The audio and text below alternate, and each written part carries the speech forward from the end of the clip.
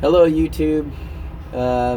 Right now I am conducting a PM, which is preventative maintenance on a traffic signal, and this particular cabinet is a little bit older. In fact, I think it was installed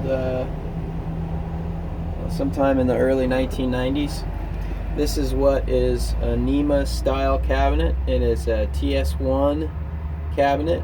I wouldn't mind going more into detail about what that means, but I wanted to go into detail today about preventative maintenance, which is, just as important as every other little piece of what we do in the field. Preventative maintenance basically just means that we're coming by, making sure everything looks good, tightening down screws, cleaning up the inside of the cabinet, checking the status of detection in the field. Hopefully the sound isn't so bad that you guys can hear what I'm saying here, but this is the everyday usual for a traffic signal technician dealing with the noise. On a preventative maintenance, usually we pull up to the intersection, take a visual inspection of the intersection. I like to walk the crosswalks, verify that all the indications in the field are working. You've got green, yellow, red on every signal head. It's serving appropriately. All of the PEDs show everything the way that they're supposed to. The buttons all work.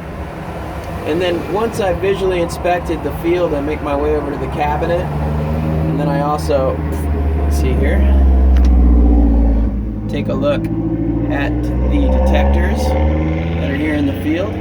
Make sure that when a car rolls over the inductance loop that they're placing a call, that there is no fault on the detector indicating that there's something wrong with the field of detection, and basically verify that everything's together and working the way that it's supposed to. I take a look in the traffic signal controller. As you can see, this is a trusty old Traconex.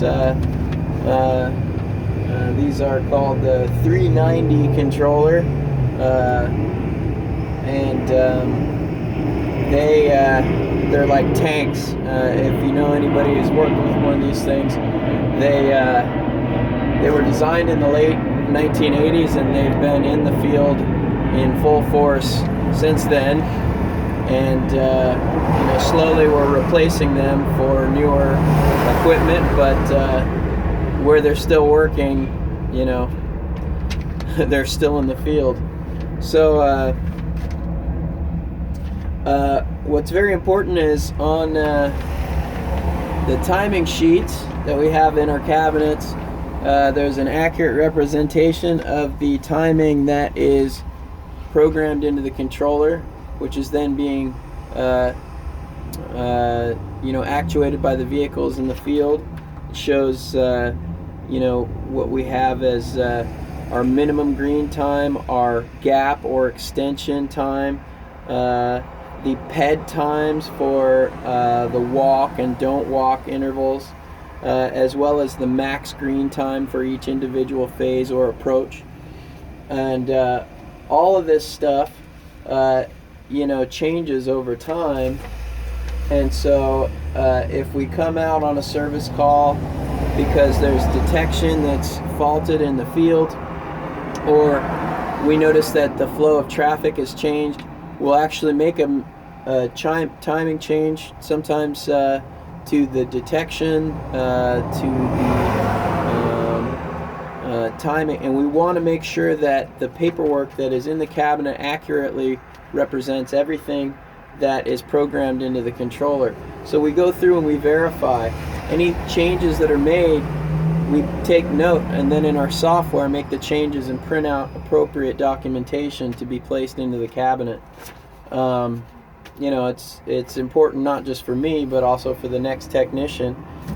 Another thing that we do, as you can see, we keep a record of when we stop by at the signal cabinet, and we this is the guy before me.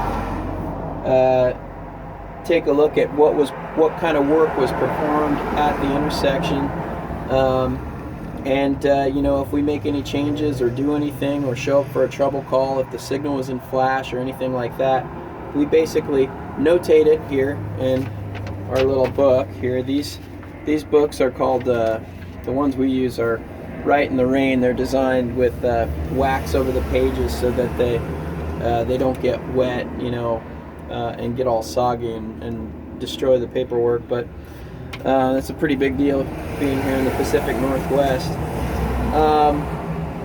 Looks here like nothing stupid has happened here at the signal cabinet for some time. Just preventative maintenance, and that's pretty much what I'm doing. I just swapped out the filter here on the door. There is a fan here on the top of the cabinet, and to keep the equipment cool, there's a thermostat set for, you know, fairly accurate. Somewhere in there, once it starts getting warm, the fan will turn on, but it'll draw air through the door of the NEMA cabinet. And so we have a filter, you can see right down here, placed on the door, and when we're here for preventative maintenance, we swap the filter out. In fact, this here is the filter that I just removed, and after several months here in the summertime, or the spring or summertime, you see the dirt builds up through the grid in the door.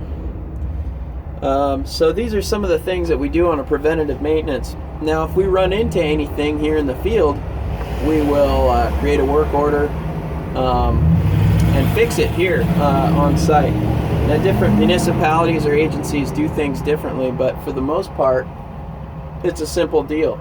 If I see that there's an open loop or there's a fault on one of my detector cards, I can check to see if the loop is open, or even meg the loop, which tests the insulation of the inductive loop in the field, and see if maybe possibly the splice is bad in the box and needs to be redone. And so these are all little things that we can catch as we do a preventative maintenance that in the long term will increase the length of the lifetime of the signal, increase the length of the lifetime of the equipment that's in the field, keep this stuff running, and keep the signal safely operating for both vehicles and pedestrians. So that's what we do on a regular basis. You know, it's a heck of a lot more than just running a vacuum cleaner through the signal cabinet, although that's important as well, keeping it nice and clean, and you know, that way whoever's behind you doesn't yell at you for leaving spider webs all over the base of the cabinet. So hopefully this video has been a little bit helpful about what we do on a regular basis when you see us in the signal cabinet on the side of the road. A lot of times we're really just checking everything out, making sure that things are safe, and hopefully on the go forward I can get more in depth about the individual NEMA and different kinds of signal types or cabinet types in the field, and go into depth about individual parts and how they all kind of fit together. So catch you later, and you know, if you enjoy these videos, go ahead and subscribe and like and whatever else I'm supposed to say. Alright, catch you later.